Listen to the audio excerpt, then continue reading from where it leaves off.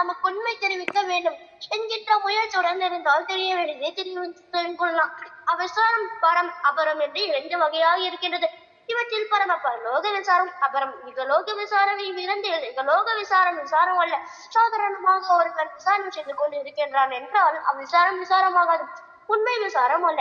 ஏனெனில் விசாரம் என்கிறது பொருள் விசாரம் என்பதன் சாதாரண உலக விசாரத்தை மறுத்து வந்தது.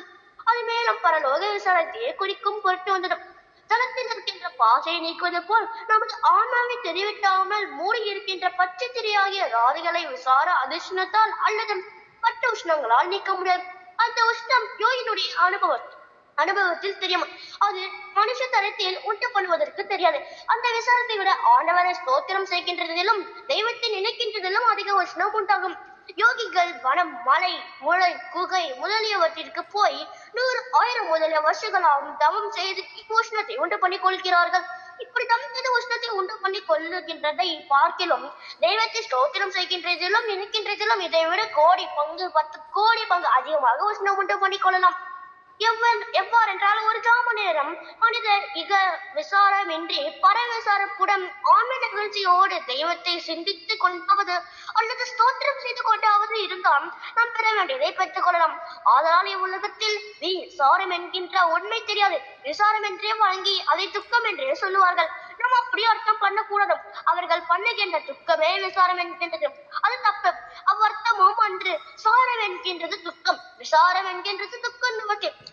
உபசர்க்கம் சாயம் என்கின்ற துக்கத்தை நிவர்த்தித்து, அதனால் விசாரம் என்கின்றது முன் சொன்னபடி பரலோக விசாரத்தையே குறிக்கின்றது. அதனால் இடைவிடாது நாம் விசாரம் வசத்தை அறிவிக்க வேண்டியது. மேலும் சாரம் என்பது விபத்து, சாரம் நீக்குதல், நடத்தல். ஆதலால் இடைவிடாத நன்முயற்சியின் கண் பயணித்தல் வேண்டும். மேலும் சிலர் இது ஆண்டவர் வருகின்ற தருணமாக இருக்கின்றது, தருணத்தில் முயற்சி செய்வானே, ஆண்டவர் வந்த உடனே பெற வேண்டியதை நாம் பெற்றுக்கொள்ளப்படாதோ என்று வினவலாம். ஆம், இதுதான் வினவியது நலன். ஆண்டவர் வரப்போகின்றது சத்தியம்தான். நாம் அவர்களின் திரை நீங்க போகின்றதும் சத்தியம்தான். நீங்கள் எல்லோரும் பெற வேண்டியதை பெற்றுக் கொள்ளுகின்றதும் சத்தியம்தான்.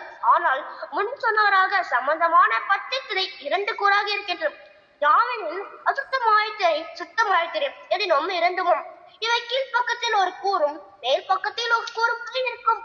கீழ்ப்பக்கத்தில் உள்ளது அசுத்தமாய திரை, மேல் பக்கத்தில் சுத்தமாய திரை இருக்கும். இவற்றில் அசுத்தமாய திரை இகலோக போக லட்சியம் உடையது, சுத்தமாய திரை பரலோக சாத்தியத்தை உடையது.